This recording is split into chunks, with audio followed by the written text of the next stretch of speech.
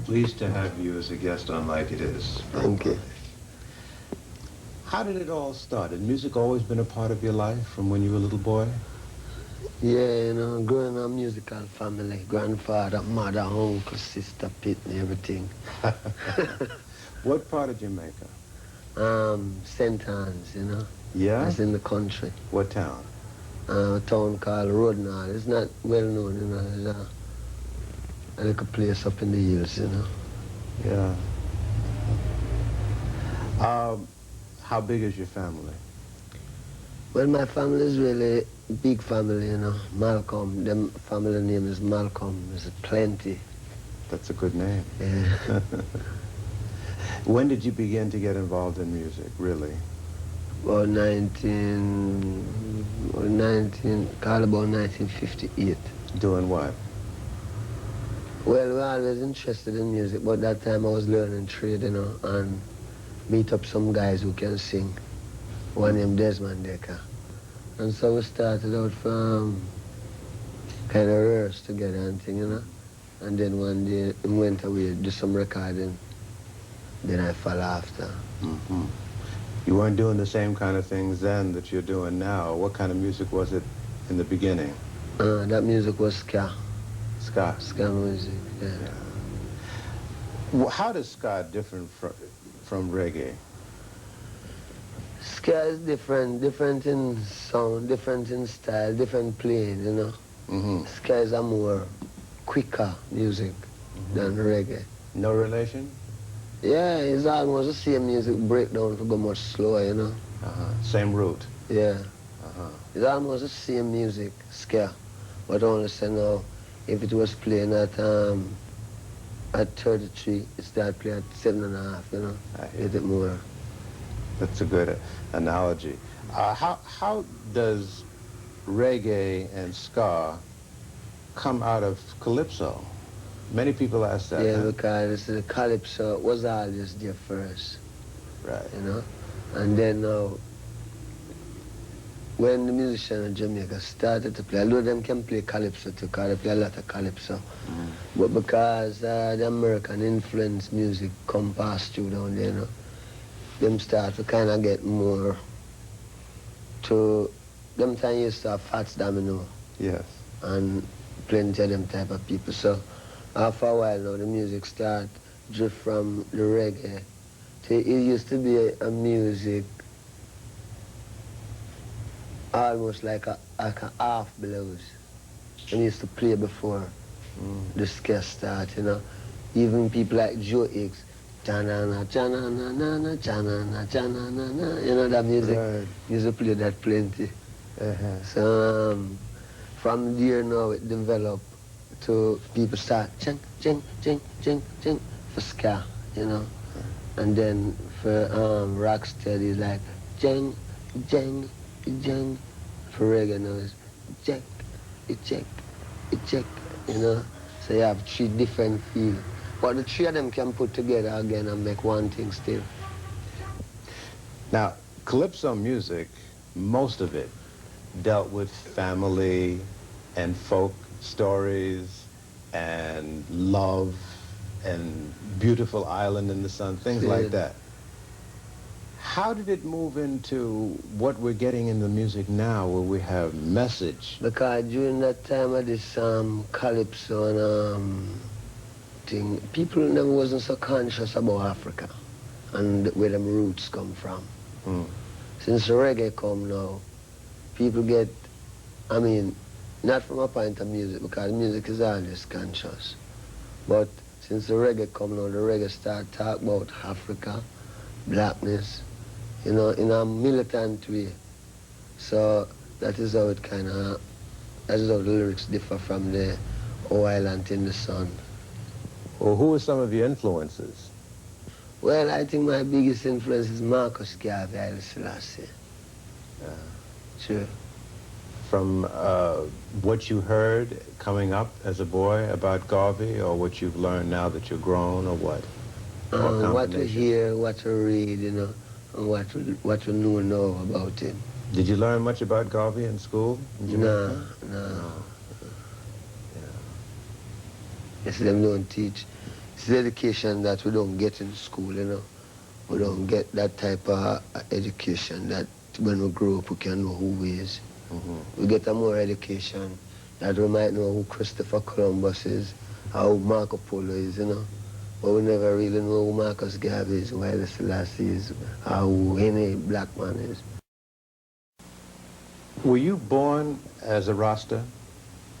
Or how did that evolve? Well, I figure now I was born, you know, and when born and growing, there was a certain amount of consciousness in myself that, you know, it was always a lonely world, not finding people who might think like me, you know.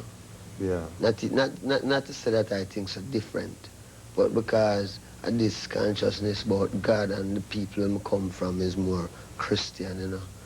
We always try to do, like, try to stand up on the right. But we used to find out now that one church quarreling against the next church, and I figure I never want any of that, you know. I never want to really enter into the thing where this one I fight against that one and everybody talking about God still. So after going on and coming up, you know, the thing that was there get more stronger, come to Kingston, meet some more people, them people is Rasta. You talk to them and find out it's the same thing I have inside. It's the same thing. How old were you when this started to happen? This is about 17, 18, you know. I find out that the same thing where I deal with is the same thing where the Rasta man talk about. So that is how I could identify myself as a Rasta. By not changing, you know. Now, what happened when you went back home and told your family what you had found? Oh, I never have a home to go back to. No? No. Where we from, everybody gone, you know.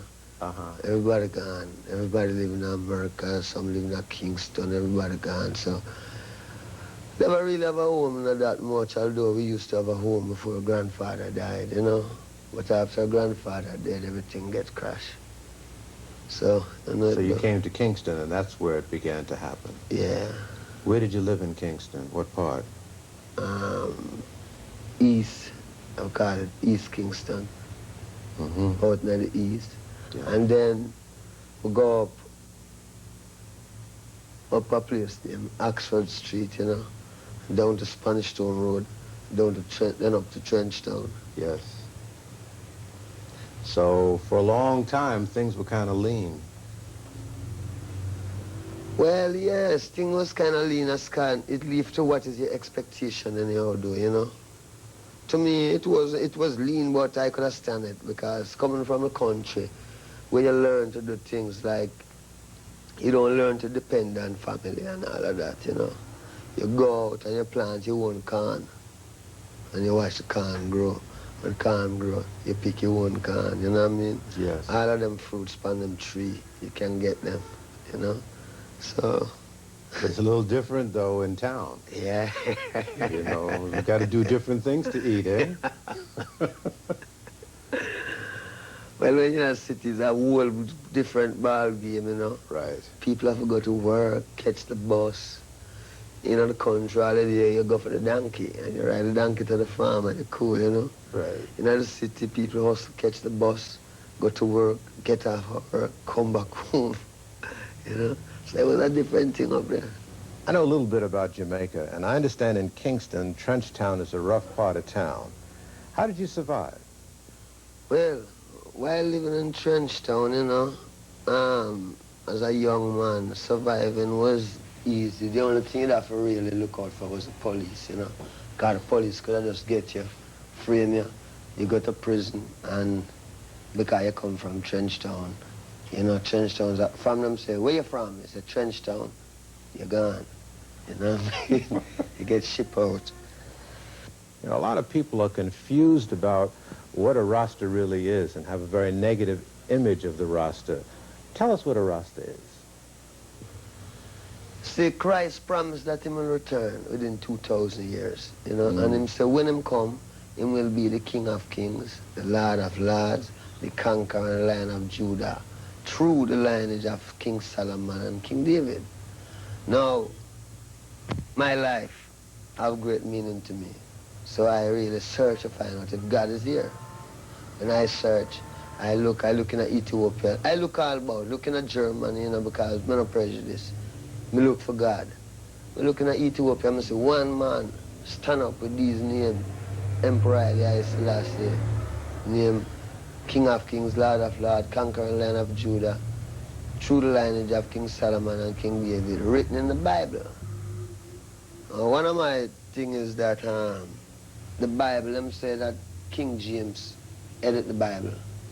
Now, my understanding is that King James edit the Bible. I don't think he would edit it for the benefit of black people.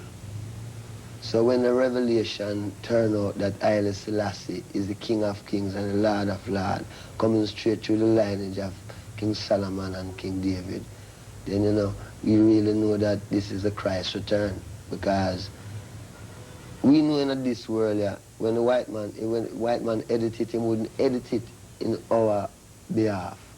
You know, he would have more edit it to make it look like England going to be the big thing. But in the last days, they'll prove out that is Ethiopia, Haile Selassie, you know, and Haile Selassie's name is Rasta. So we are called Rastas, you know, called by his name. And then it's a lot of things. We go as far as saying, him say when him return and you call upon him, now this is God, him say when him return and you call upon him, your mother and your father will forsake you. Now, we know that if you call upon the Catholics, them embrace you. If you call upon the Church of God, them embrace you. Any religion you call upon, you might get embraced. The only religion them push you off from is Rasta. But that does make the truth more real, because them say, when you call upon my name, your mother and your father will forsake you. And that is why today you hear Rasta get so much bad name. It's not because Rasta do anything bad, but it's because all the prophecy go with it. If your mother and your father will forsake you, just imagine people who don't even know you. You know what I mean? Well, in most religions, you go to church on Sunday, and you may go to a Bible class once or twice during the week, True. and that's it. Yeah. Is it pretty much basically the same in Rasta, or is it more involved? No, we say that the man is a church. The Bible is there. But what we find out now is that a lot of people read the Bible, but them don't understand the Bible, because the approach to the Bible is wrong. I mean, there's no way you can read a book. You just take up a book and just read it in the middle and figure you can find out what was happening from the beginning to the middle. The Bible is a whole book with a whole tradition in it. And from them read to Genesis to Revelation, the whole truth of the whole straight road with the overstanding is there. You know? So it's not to say, well then, we just go church and do like the other Christian. We know that the man is a church, you know? Because see, you just can't overthrow the truth. You know, we, our people, have our roots. When we search for it, we find it in a Rasta. Because we don't see, there's no other way. We don't see no other way. It's Rasta we find the roots in there, you know. How do you handle fame? I handle fame by not being famous. Come on, you know you're a famous man. No, I mean, you know, not to me. No? Not famous to me. Some people get drunk off of fame. See, I learned from he was coming in, from I just started music. You know, the people them want me. Them show me say, hey, this game is a game where if you don't mind sharp, you lose your consciousness.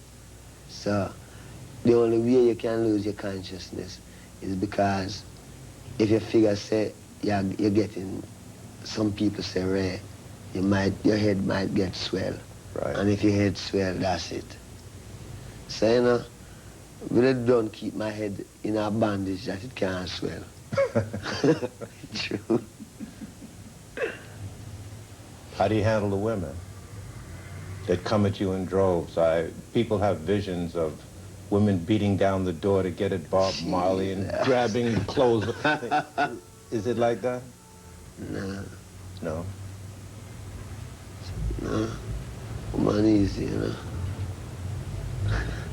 Is it difficult, though, to keep your balance and not, you know, get to feeling that you're more important than you really are when so many people are after you all the time for different things? No, you see, I don't think, I never really check myself, you know, I really, I know I am benefit to the people, you know. That's the only consciousness I have on myself, that I can be beneficial to a people, you know. And I don't know anything else. I don't know that. What do you think it is that has made Bob Marley such a big name? I think, you know, maybe it's just what Bob Marley stands for. What is that? The truth. And the determination to stay alive and survive. You know? You have a record out called Survival. Yeah. That was last year. Yeah. Did anything happen to you that caused you to write that? Well, 1976, I'm shoot off of me, right? Yes. And I figured that was survival, you know? Yeah. What happened when you were shot? You were in your home. Yeah. Was it in the morning or at night or what happened? Well, it was about, that's about 9 o'clock in the night. Yeah. What happened is that the night before, about 3 nights before that, I was living at a place called Bullby, you know? Mm. And I went to about 3 o'clock in the morning and get some sleep. And then I was in a lot of gunshot, you know? That was a dream. I was in a barrage, a gunshot, but when it all over, you know, it's like I never really get no shot. But I see my mother get shot. You know, the vision show my mother get shot in her head. And what happened is like the vision said, don't run. You know, it's like, you know, all of this gunshot is like something that the vision said, don't run, stand up. So when the gunshot started firing on Hope Road, the first thing come back to my mind was the vision. And all I could remember is that the vision said, don't run. And so me have to stand up, you know. And, you know, them fire until was tired of fire, and then two is not really a lawful gun battle. Man start to run and it ease up, you know. And where were you hit? Eh? Where were you hit? Me? Yes, sir. Yeah. Went right through? Or just skinned No, it? I'm said lodge inside there. Yeah? Yeah. You never saw the gunman? Well, at that time, no. But you know who did it? You ever know that? Were they caught? No, but I don't call the police. It's just, you know, one thing.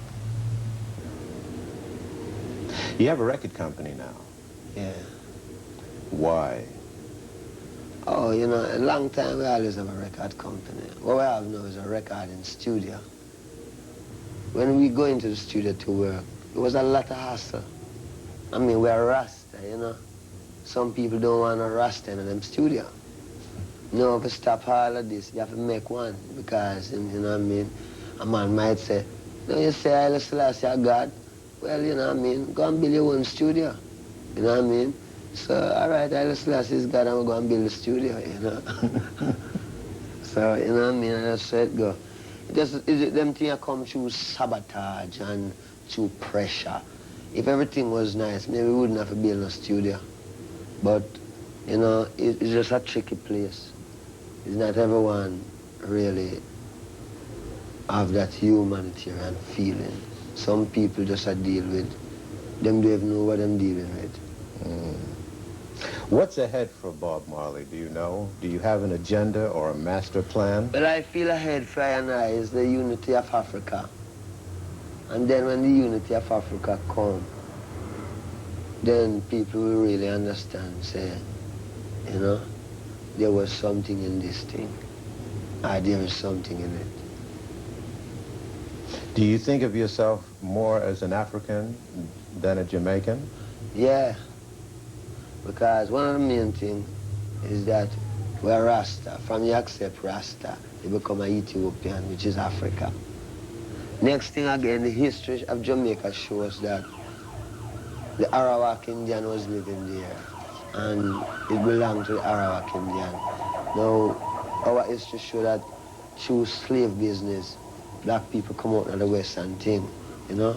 So we still figure, say, Africa is a root, you know, and this is where we must return to.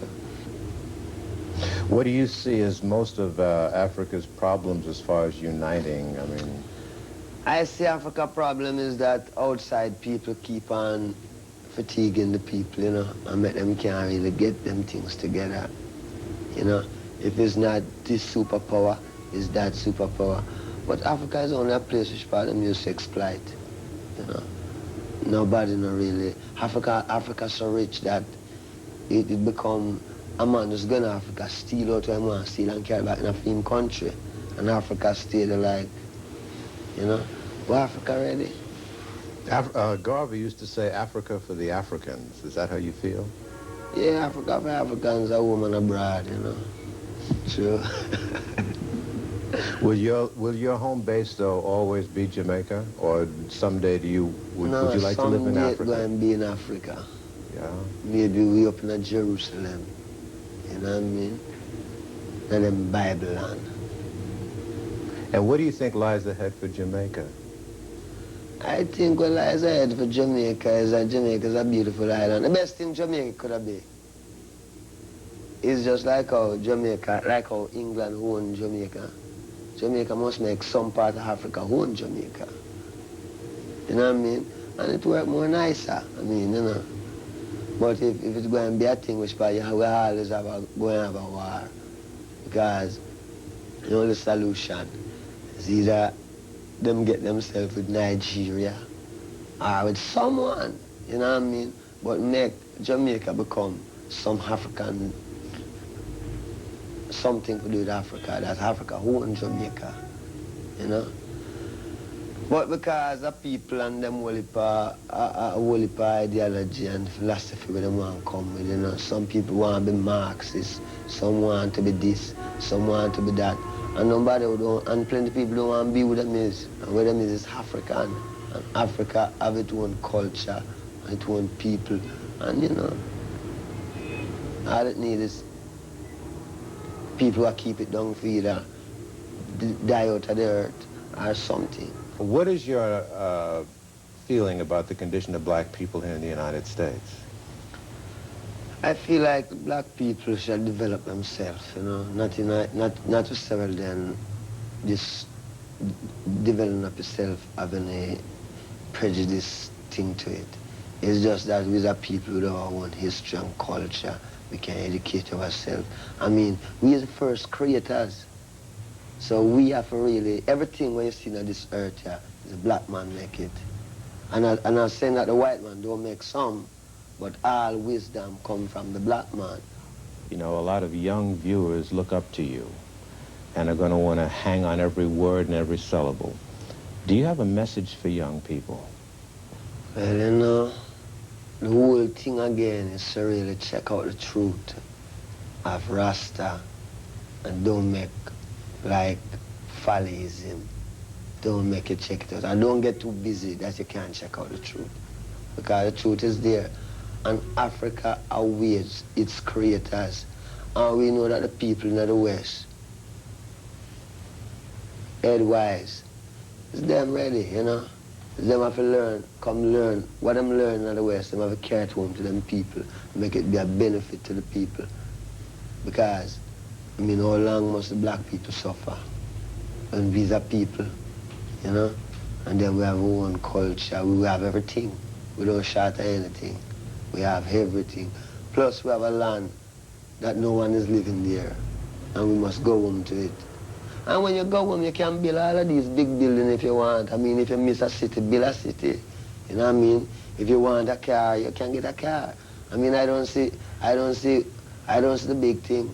One time America was, you know what I mean, maybe used to have lots of all where I call it, all sort of thing I walk through. Africa is a peaceful place. Then we want to fool black people about the jungle and blah, blah, boom, boom. Where have you been in Africa besides Ethiopia? Zimbabwe, Oh, yeah? yeah, Gabon. How did Zimbabwe strike you? Well, you know, Zimbabwe nice, man. Zimbabwe really nice. I mean, you know, it's like a paradise in a place.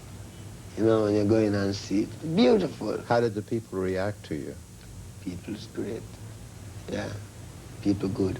You know, them places when you go and you see how the people, how the land set up, you see people living. You see a man having a house on a nice piece of, and then the whole thing about it, the climate, you can go out all the while. You know what I mean? The climate nice outside. Yeah. If you want to look upon a few lions and things, you can walk and go. And if you want to see some things that man never make, but it look like somebody make it, that's all Zimbabwe too. Because I go in a place and I see some stone farm, where I know it's not the man make it, but the weight farm, you know, is higher than something. It's really been a pleasant and informative experience talking to you, Brother Marley. Nice. I thank you for your time. I Wish you well. Rasta.